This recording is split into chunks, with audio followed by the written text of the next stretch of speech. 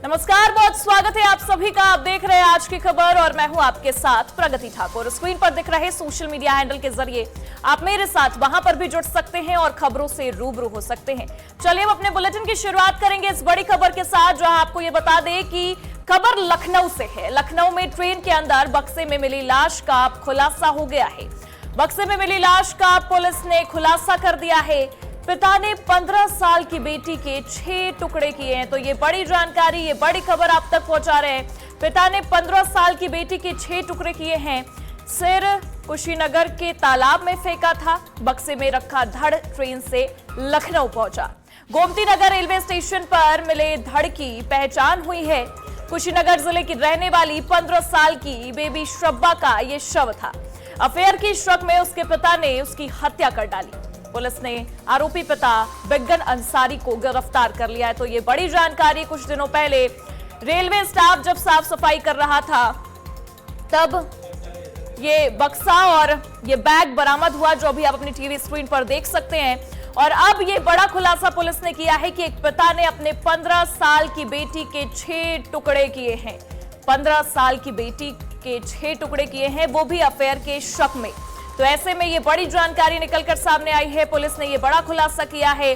15 साल की बेबी शब्बा का ये शव था। अफेयर के शक में उसके पिता ने उसकी हत्या कर डाली है। पुलिस ने आरोपी को गिरफ्तार कर लिया है। ये जानकारी सामने आ रही है। आपको ये भी बता दें कि गोमती नगर रेलवे स्टेशन पर ये जो मिला बक्सा, उसमें धड़ रखा हुआ था और बाकी हाथ पैर जो कटे हुए हैं वो इस बैग में रखे हुए थे, जो अभी आप अपनी टीवी स्क्रीन पर देख पा रहे होंगे वीडियो के जरिए। तो ये जानकारी अब सामने आई है। 15 साल की लड़की थी जिसके 6 टुकड़े उसके ही पिता ने कर दिए। सिर को कुशीनगर के तालाब में फेंक दिया और बक्से में धड़ रखा था, जो कि ट्रेन से लखनऊ पहुंचा। और लखनऊ में जब रेलवे स्टाफ साफ सफाई कर रहा था ट्रेन की, तो उसे ये सामान मिलता है। उसके बाद इसकी जांच होती है और पता लगता है कि टुकड़ों में शव इस बक्से और बैग में रखा हुआ है। तो ये बड़ी जानकारी सामने आई है कि एक पिता ने ही अपनी 15 साल की बच्ची बेबी शब्बा का जो शव है वो इस तरीके से टुकड़े करके बक्से में रखा है। और आपको ये भी जानकारी दे दे कि अफेयर के शक में आरोपी पिता ने अपनी बेटी को जान से मार डाला, उसकी हत्या कर दी। पुलिस ने आरोपी पिता बिगन अंसारी को अब गिरफ्तार कर लिया है और आगे की जो कार्रवाई है उसमें जुटी हुई है। तो ये बड़ी खबर, ये बड़ा खुलासा इस पूरे मामले के तहत सामने आ चुका है, जहां आपको बता दें कि जो बक्सा बरामद हुआ था जिसमें धड़ रखा हुआ था, वो किसने रखा था ये भी खुलासा हो गया है। किसका शव था ये भी पता चल गया है।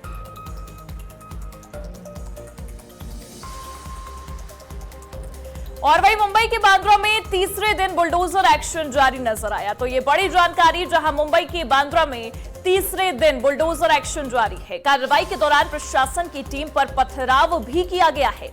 पत्थरबाजी में कुछ लोगों को चोटें भी आई हैं। आपको ये बता दें कि बुलडोजर एक्शन के विरोध में पुलिस पर पथराव किया गया। ये देखिए तस्वीरें भी आपको एक बार दिखा देते हैं किस तरीके से पुलिस पर पथराव किया जा रहा है। बांद्रा में तीसरे दिन भी बुलडोजर एक्शन एक तरफ जारी रहा और इस दौरान पुलिस पर इन लोगों ने पत्थरबाजी की है, पथराव किया है। कार्रवाई के दौरान प्रशासन की टीम पर पथराव किया गया है।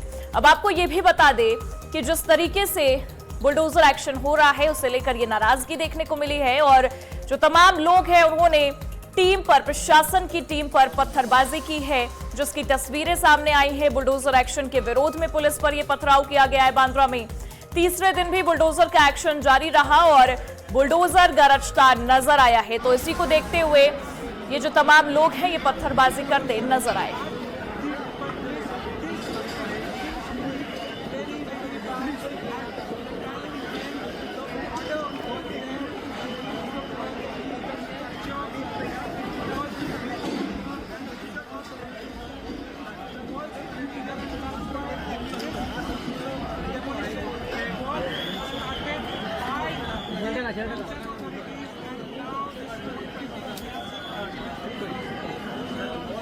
तो ये तस्वीरें आपको दिखा रहे हैं आपकी टीवी स्क्रीन पर, जहां बांद्रा की ये तस्वीरें हैं, जहां पर तीसरे दिन भी बुलडोजर एक्शन जारी रहा है। लेकिन बुलडोजर एक्शन के विरोध में जो तमाम लोग हैं उन्होंने प्रशासन की टीम पर पथराव किया है।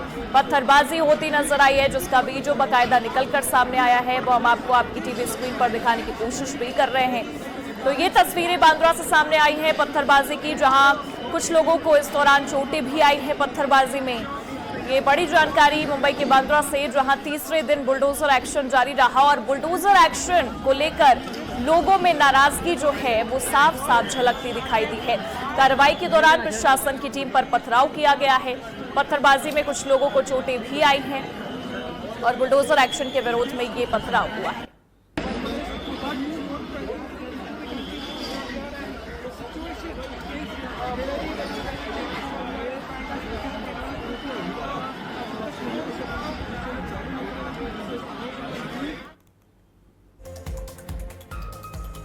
और वहीं आगरा में लखनऊ एक्सप्रेसवे में चलती कार में अचानक भीषण आग लग गई है। अब आपको ये बता दें कि आगरा में लखनऊ एक्सप्रेसवे पर चलती कार में अचानक भीषण आग लग गई। कार में सवार साधु संतों ने समय रहते गाड़ी से सुरक्षित बाहर निकलकर खुद को बचा लिया। सूचना पर पहुंची फायर ब्रिगेड ने मौके पर पहुंचकर आग पर काबू पाया है। मामला फतेहाबाद क्षेत्र के टोल प्लाजा के पास का बताया जा रहा है, जहां पर से ये घटना की तस्वीरें भी सामने आई है। आगरा में लखनऊ एक्सप्रेसवे पर चलती कार में अचानक भीषण आग लग गई है। ये जानकारी सामने आ रही है कि कार में सवार जो साधु संत हैं, उन्होंने समय रहते ही खुद को गाड़ी से सुरक्षित बाहर निकाल लिया है। सूचना पर पहुंची फायर ब्रिगेड ने मौके पर पहुंचकर आग पर काबू पाया है। ये तस्वीरें आप देख सकते हैं किस तरीके से जो पूरी कार है वो झुलसती नजर आ रही है। भीषण आग लगी है, लेकिन गनीमत ये रही कि जिसमें सवार साधु संत थे, उन्होंने कार से कूदकर अपनी जान बचा ली है। फायर ब्रिगेड ने मौके पर पहुंचकर आग पर काबू पाया है। आगरा से आते हुए गाड़ी नकलो जा रही थी, आग पकड़ चुकी गाड़ी और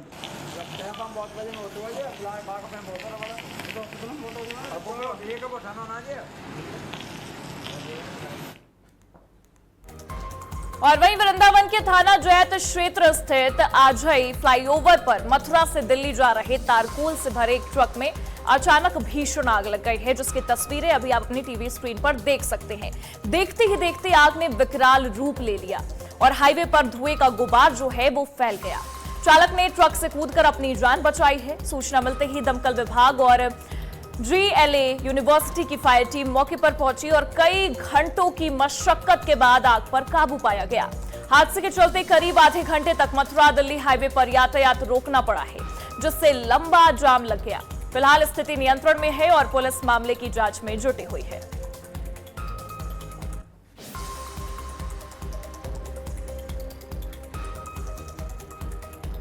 तो ये तस्वीरें हम आपको एक बार दिखा देते हैं किस तरीके से ट्रक में भीषण आग लगी है और आग की लपटें देखकर आप अंदाजा लगा सकते हैं कि किस तरीके से ये पूरी जो ट्रक है ये झुलसती नजर आई है। हालांकि आपको बता दें कि दमकल कर्मियों ने मौके पर पहुंचकर आग पर काबू पाया है, लेकिन स्थिति काफी भयावह हो गई थी।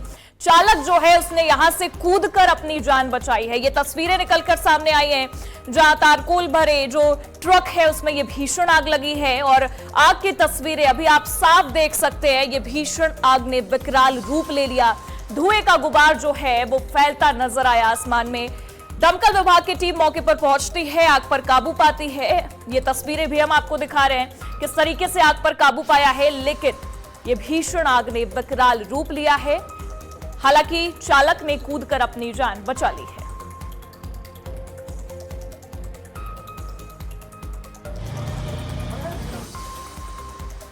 और देखिए ये बड़ी खबर आपको बता दें, जहां सबसे बड़ा सरेंडर देखने को मिला है। नक्सलियों ने आखिरकार सरेंडर किया है, जिसमें महिला पुरुष सभी शामिल हैं। झारखंड में 27 नक्सलियों का सरेंडर हुआ है। ये बड़ी जानकारी आप तक पहुंचा रहे हैं। हाईटेक हथियारों संग आत्मसमर्पण किया है नक्सलियों ने।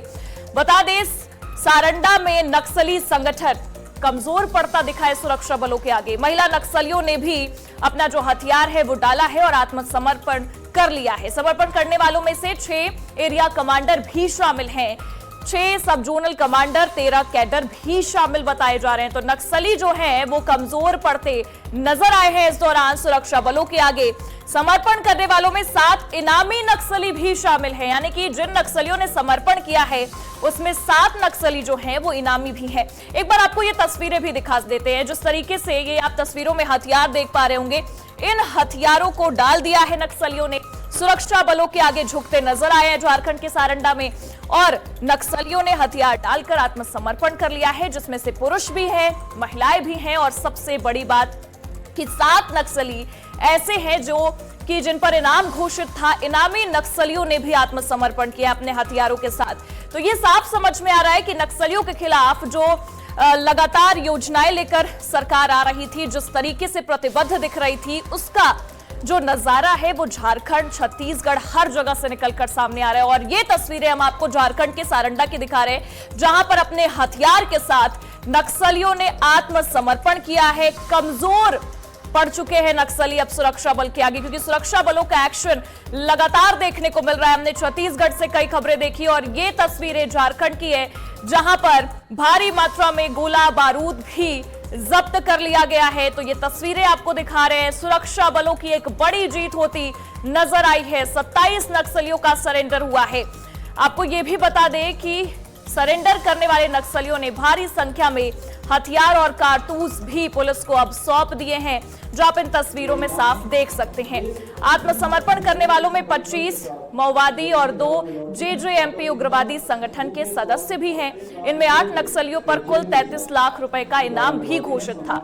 इन सभी के खिलाफ मिलकर कुल 426 नक्सलियों के मामले भी दर्ज हैं। तो आत्मसमर्पण के साथ साथ नक्सलियों ने आधुनिक हथियार और भारी मात्रा में गोला बारूद भी पुलिस को सौंप दिया है, जिनमें जिंदा कारतूस, 5 राइफल समेत कई हथियार भी शामिल हैं। के खिलाफ भी अभियान हमारी लगातार जारी है। कुछ दिन पहले भी यहाँ पे एक मुठभेड़ की घटना हुई थी चाईबासा जिला में, और निरंतर जिस तरीके से सूचनाएं प्राप्त हो रही हैं और उस पर लगातार कार्रवाई की जा रही है। मैं आशा करता हूँ कि निकट भविष्य में जल्दी ही इनका खात्मा भी कर दिया जाएगा। मैं पुनः अपील करना चाहता हूँ बचे हुए जो माओवादी हैं उनसे कि मुख्य धारा में लौटें और समाज में एक सार्थक योगदान दें। पुलिस बल के द्वारा, झारखंड जगुआर एवं सीआरपीएफ के द्वारा, राज्य के द्वारा आपका पुनः से इस मुख्यधारा में स्वागत करेंगे हम सभी। जिस तरह उन्हें स्वागत किया गया है, आगे भी हम लोग उनका ख्याल रखेंगे।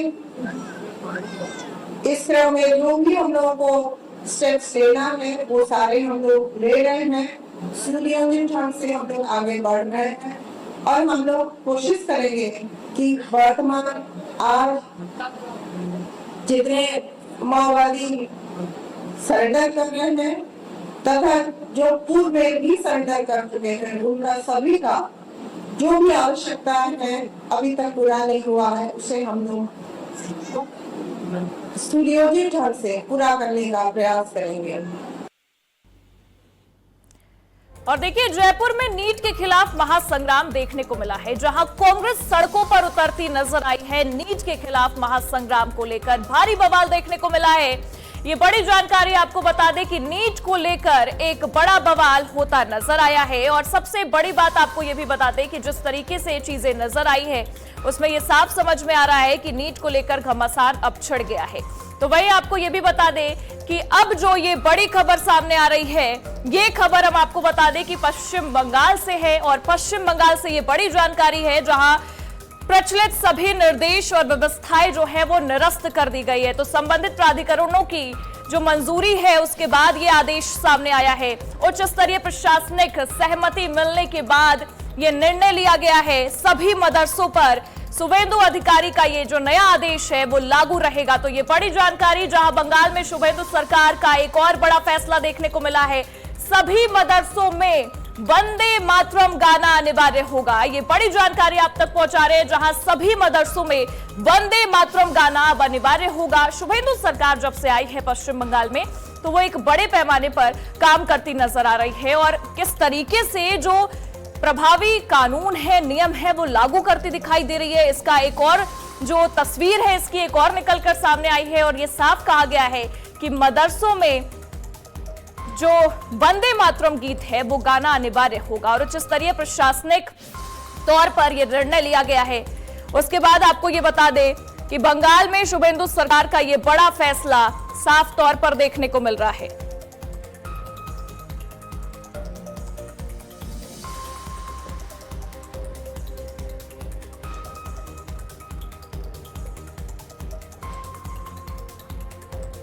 और आपको ये बड़ी जानकारी हम दे रहे हैं, जहां एक बार फिर से शुभेंदु सरकार का ये बड़ा फैसला इस वक्त चर्चा में बना हुआ है, क्योंकि सरकार ने ये साफ कर दिया है कि सभी मदरसों में साफ तौर पर वंदे मातरम गाना अनिवार्य है। उच्च स्तरीय प्रशासनिक सहमति मिलने के बाद यह निर्णय लिया गया है। शिक्षा विभाग के द्वारा सभी मदरसों पर शुभेंदु सरकार का नया आदेश लागू होगा। बंगाल में सरकार का यह बड़ा फैसला सामने आया है। सरकार लगातार फैसले लेकर आ रही है, जिसमें अब ये फैसला कि सभी मदरसों में वंदे मातरम गाना अनिवार्य है। कक्षा शुरू होने से पहले प्रार्थना के समय वंदे मातरम गाना अनिवार्य होगा। राज्य की बीजेपी सरकार के मदरसा शिक्षा विभाग ने यह अधिसूचना जारी की है। यह आदेश जो है तत्काल प्रभाव से लागू होता नजर आएगा।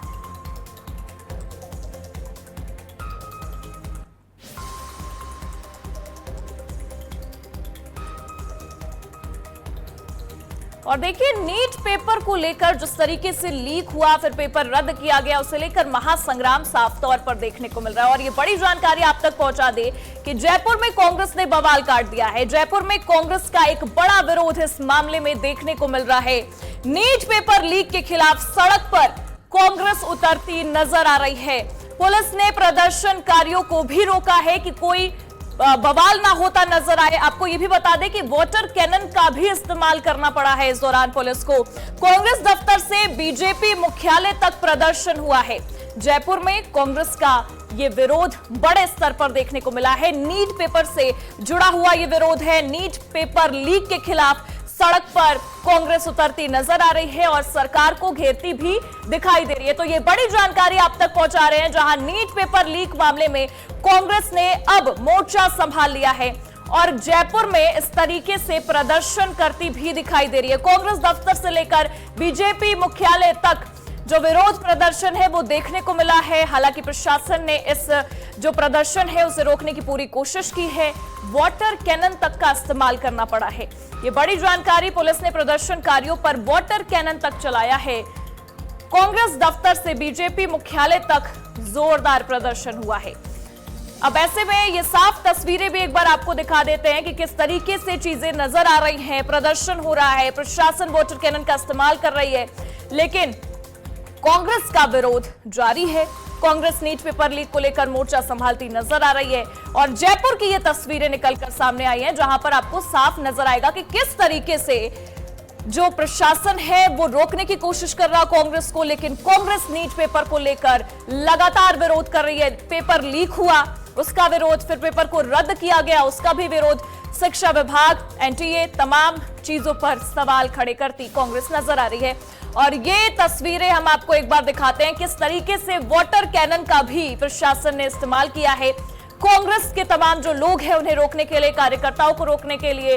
अब ऐसे में ये साफ नजर आ रहा है कि नीट पेपर लीक मामला काफी ज्यादा बड़े स्तर पर फैलता दिखाई दे रहा है। कांग्रेस ने मोर्चा संभाल लिया है। प्रशासन ने कांग्रेस को रोकने के लिए वाटर कैनन तक का इस्तेमाल किया। एक बार फिर से आपको ये तस्वीरें दिखा देते हैं। देखिए, वाटर कैनन का प्रशासन इस्तेमाल कर रहा है, पुलिस बल वाटर कैनन का प्रयोग करती नजर आ रही है। तो ये बड़ी तस्वीरें आज जयपुर से निकलकर सामने आई हैं, जहां कांग्रेस का एक बड़ा विरोध प्रदर्शन देखने को मिला है। नीट पेपर लीक मामले से जुड़ा हुआ ये विरोध है। प्रदर्शनकारियों पर वाटर कैनन भी चलाया गया है। कांग्रेस ने यह विरोध प्रदर्शन किया है, जिसके बाद ये साफ नजर आ रहा है कि नीट पेपर लीक मामला बड़े स्तर पर फैलता दिखाई दे रहा है।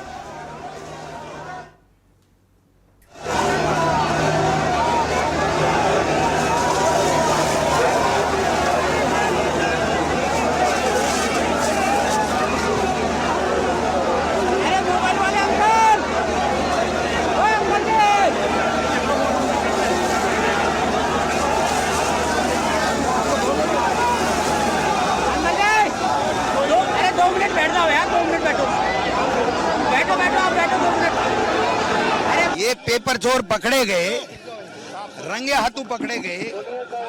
धर्मेंद्र प्रधान नीट गिरोह का संरक्षक है। धर्मेंद्र प्रधान के लीडरशिप में नीट यूजी पेपर 24, 25, 26 सब लीक हो रहे हैं। राहुल गांधी जी ने कहा था 2024 में कि नीट का पेपर आउट हो रहा है, चर्चा करा लो। इन बेईमानों ने, नीट चोरों ने चर्चा नहीं कराई। आज स्पष्ट हो गया कि लाखों बच्चों का भविष्य पेपर चोर सरगनाओं को पनपा करके बीजेपी ने बर्बाद किया, लाखों बच्चों का। और देखिए, हुमायूं कबीर के एक नए बयान से बंगाल की राजनीति में विवाद खड़ा हो गया है। दरअसल आपको यह बता दें कि हुमायूं कबीर ने बकरीद पर गाय की कुर्बानी को लेकर विवादास्पद बयान दे दिया है। आम जनता उन्नयन पार्टी के चीफ और विधायक हुमायूं कबीर ने गाय की कुर्बानी को लेकर विवादास्पद बयान दिया है और हुमायूं कबीर ने यह कहा है कि कुर्बानी तो 1400 साल पहले से हो रही है और जब तक दुनिया रहेगी तब तक कुर्बानी होती रहेगी। उन्होंने यह भी दावा किया है कि कोई भी कुर्बानी को नहीं रोक सकता है।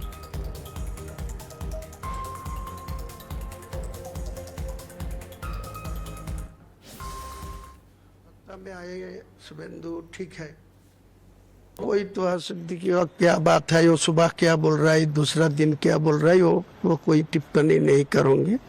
लेकिन कोई मुसलमान को गाय खाने के मना करे तो गवर्नमेंट ऑफ वेस्ट बंगाल का जियो करके वो मना कर दीजिए, लेकिन कुर्बानी तो होगा ही। कुर्बानी कोई मना करेगा वो भी नहीं सुनेगा। वो कुर्बानी सत्ता में आए शुभेंदु ठीक है, लोगों को उनको पास वोट डाला, वो सरकार चलाएगी। लेकिन मेरा 1400 साल से पहले से एक कुर्बानी होके आ रही, अगले दिन जितना दिन दुनिया रहेगी एक कुर्बानी होगी। गाय की भी कुर्बानी होगी, बकरी भी कुर्बानी होगी, ऊँट भी होगी, दुम्बा भी होगी। सारे पशु जो है वो कुर्बानी का जायज है, वो कुर्बानी होगी, कोई रुक सकता नहीं। और वहीं अमेठी में शंकराचार्य अविमुक्तेश्वरानंद सरस्वती ने यह कहा है कि गौ माता की हत्या सनातन की हत्या है। उनकी माने तो गौ सेवा और संरक्षण भारतीय संस्कृति और सनातन परंपरा का महत्वपूर्ण हिस्सा है और समाज को इसके लिए आगे आना चाहिए। कि सत्य सनातन धर्म की जो जड़ें हैं वो हमारी गौ माता में निहित हैं, इसलिए गौ माता को काटने का मतलब है सनातन धर्म की जड़ को काटना।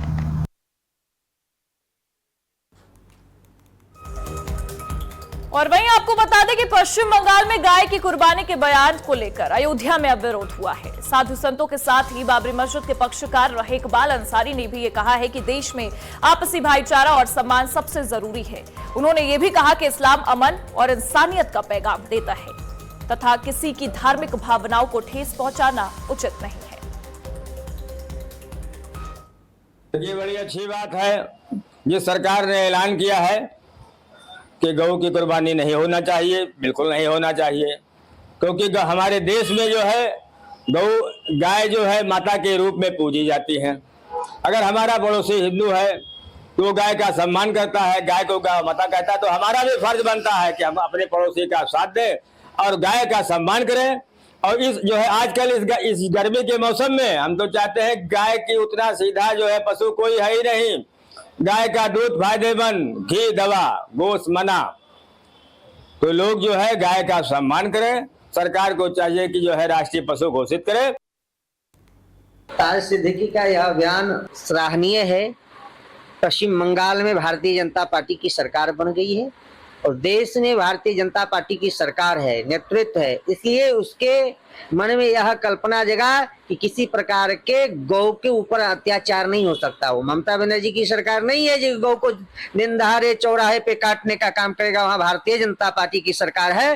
तो उन्होंने अपने समाज से निवेदन करके यह जन जागरूकता फैलाया है कि किसी प्रकार की अगर ऐसी भावना रखेगा तो उसके ऊपर कार्रवाई होगी और दंडात्मक कार्रवाई होगी। निश्चित रूप से गावो विश्वस्य मातरः, गौ माता तो विश्व की माता है। ताज सिद्दीकी कमेंट कर रहा है हिंदुओं के ऊपर।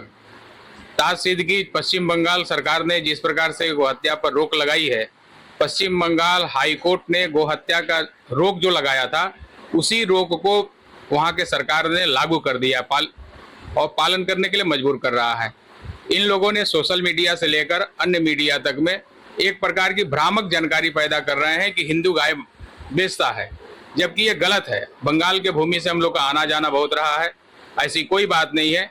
ये भ्रामक प्रचार केवल बनाया जा रहा है। रही बात, वो एक कमेंट कर रहा है, जब मुसलमान अगर गाय नहीं खरीदेंगे तो हिंदुओं का क्या होगा। हिंदू मुसलमानों को गाय बेचने के लिए थोड़ी पालता है, ये गलत है। वो भय व्याप्त हो गया उसके अंदर, इसलिए वो ऐसा कर रहा है, वो कमेंट कर रहा है, जबकि उसको यह पता नहीं है कि उसके ही धर्म ग्रंथों में अलवा अलवानुर बकरे अस्मालिहा सिफाउन एसमिन नुहायाउन ये लिखा हुआ है कि गाय सिफा है। गाय का मांस रोग पैदा करता है, इसलिए इसको नहीं खाना चाहिए। गाय सबकी माता है। और वहीं अरशद मदनी की मांग को लेकर लोनी से बीजेपी विधायक नंदकिशोर गुर्जर का बयान सामने आया। उन्होंने ये कहा कि मदनी बुजुर्ग हो चुके हैं और उनकी ये मांग उनकी उम्र का ही असर है। उन्होंने ये भी कहा कि गाय पशु नहीं है बल्कि माता है। इसके अलावा उन्होंने क्या कुछ कहा है, चलिए आपको भी सुनवा देते हैं। मदनी हमेशा जहरीले बयान देते हैं और हमेशा जिहाद की बात करते हैं। गाय के लिए पशु कहना ये पूरे सनातन का अपमान है, एक हिंदू का अपमान है। गाय पशु नहीं है, गाय को हम माँ मानते हैं। वेद ने भी गाय को माँ कहा है और मोहम्मद साहब ने भी, अगर उन्होंने इस्लाम पढ़ा हो, हदीस में गाय के दूध को शिफा और उनकी रक्षा करने की बात कही है। लेकिन मदनी जो बोल रहे हैं, जो बंगाल में प्रचंड जीत हुई है और पूरी दुनिया में जो लोग सनातन की तरफ लौट रहे हैं, मदनी के पूर्वज भी 3-4 पीढ़ी पहले हिंदू ही थे। पाकिस्तान में जिस तरह से इस्लाम नगर का नाम बदल के जो वहाँ अभी कृष्ण नगर किया गया और बाबर जो वहाँ चौक था उसके नाम पे बदल करके वहाँ जैन मंदिर चौक किया गया है, लक्ष्मी नगर किया गया, पुराने जितने नाम बदले जा रहे हैं। तो कहीं ना कहीं वो भी ये सोच रहे हैं कि जब पाकिस्तान जो हमारा आका है, जो ये सारे मुस्लिम जो कंट्रीज हैं उनको कहीं ना कहीं नेतृत्व करना चाहता है, तो वो बदल रहे। तो मदनी जी के दिमाग में विचार आया है, लेकिन उनके जो दिमाग में विचार आया है वो गलत है। गाय को राष्ट्र माता घोषित करना चाहिए, न कि राष्ट्रीय पशु। पशु कहना ही गौ माता का अपमान है। तो उन्होंने ना चाहते हुए भी अपने जहरीले जो बयान उनके हैं, इसके अंदर वो इनकी मनसा छुपी है कि गाय को पशु कहा जाए, जिससे कि मुकदमा केवल पशु क्रूरता अधिनियम के तहत दर्ज हो, रासुका के तहत दर्ज ना हो। उत्तर प्रदेश के यशस्वी मुख्यमंत्री माननीय योगी आदित्यनाथ जी ने गो तस्करों पर रासुका लगाई है, तो उससे बचने के लिए कहीं ना कहीं ये उनका बयान है। लेकिन फिर भी कम से कम वो गौ माता के लिए बोलना शुरू तो हुए। तो ये सनातन की ताकत है, जो देश के यशस्वी प्रधानमंत्री माननीय मोदी जी की अगुवाई में सारी दुनिया भगवा के जो चकाचौंध है उसकी तरफ आकर्षित हो रही है। मौलाना अरशद मदनी को, इस देश के राष्ट्रभक्तों को, इस देश के हिंदुओं को, इस देश के सनातनियों को सलाह और मशवरा देने की ज़रूरत नहीं है। सबसे पहले तो वो भारत जैसे संवैधानिक देश में, भारत जैसे कानूनी देश में वो जमीयत उलमाए हिंद पर पहले वो ताला लगाए। ये देश संवैधानिक है, ये देश कुरानिक नहीं है, ये देश कानूनी है, ये देश शरई नहीं है। तो इस संवैधानिक और कानूनी देश में जमीयत उलमाए हिंद की ज़रूरत कहाँ से पड़ गई। अब ये लास्ट में जो हिंद लगाते हैं, हिंद से हिंदुस्तान बनता है और हिंदुस्तान से हिंदुओं का सितान बनता है, तो यहाँ पर जमीयत की कोई ज़रूरत होती नहीं है। दूसरा, अरशद मदनी और महमूद मदनी दोनों चाचा भतीजे को मैं कहना चाहती हूँ कि ये जो आप पाकिस्तानी आतंकवादियों की तरह सर पे साफा लगाते हैं और देवबंद चलाते हैं, तो देवबंद का अर्थ निकलता है, Deoband is an Arabic word, और उसका अर्थ निकलता है देवों की पूजा करना और करने वालों को पाबंद करना और देवों की पूजा बंद करवा देना। तो पहले आप उन पर ध्यान दीजिए। हमें गौ माता को राष्ट्र माता का दर्जा देना है और उसको कैसे देना है, ये आज की लड़ाई नहीं है, ये बहुत ज़माने की लड़ाई है। जब इंदिरा गांधी के नेतृत्व में जिस हिसाब से संतों और महंतों पर और गौ रक्षकों पर गोलियां चली थी, ये लड़ाई तब से चली आ रही है। और हमें पूरा भरोसा है कि आदरणीय प्रधानमंत्री मोदी जी के नेतृत्व में और आदरणीय योगी महाराज जी के नेतृत्व में उत्तर प्रदेश में बिल्कुल हर हाल में इस देश में और प्रत्येक भाजपा के राज्यों में गौ माता को राष्ट्र माता का दर्जा दिया जाएगा। लेकिन जो पाकिस्तानी मानसिकता और जिहादी मानसिकता मानसिकता के साथ दोनों चाचा भतीजा बैठे हैं और ऐलानिया दिल्ली की सड़कों से ऐलान करते हैं कि जब जब मुसलमानों पर जुल्म होगा तब तब जिहाद होगा, तो ये अनकॉन्स्टिट्यूशनल जो वो स्टेटमेंट देते हैं, ये डेरोगेटरी रिमार्क जो वो देते हैं, मुसलमान युवक को जो वो वर्गलाने की और प्रोवोकेट करने की कोशिश करते हैं, वो पहले अपने शब्दों पर ख्याल करें, वो पहले अपने ये सारे जिहादी ऑर्गेनाइजेशन को बंद करें।